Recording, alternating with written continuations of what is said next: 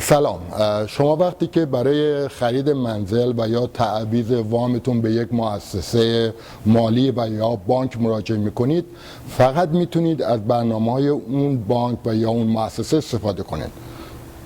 اگر این مؤسسه نتونه برای شما این وام رو تهیه بکنه، نتیجتا شما باید این عمل رو تکرار کنید.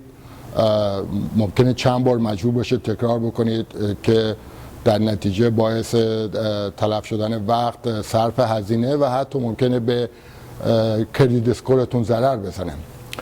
من در اینجا با بیشتر از 40 مؤسسه مالی و اعتباری و یا بانک قرارداد دارم. بنابراین شما در هر شرایط مالی و اعتباری که باشید میتونم براتون یک مؤسسه و یا برنامه پروگرامی پیدا بکنم که با شرایط مالی شما وفق بکنه.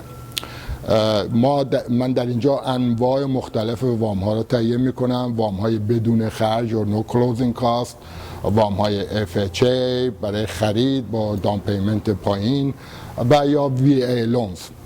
شما میتونید با من تماس بگیرید، مشاوره کنید. هیچ محظوریتی در مشاوره نیست و اگر من بتونم براتون کمکتون بکنم و برنامه‌ای تهیه بکنم، حتما و الا راهنماییتون خواهم کرد. میتونید به من زنگ بزنید، تماس بگیرید. من برای تمام این لون ها میتونم بهتون توضیح بدم. مرسی، روزتون بخیر. Thank you very much.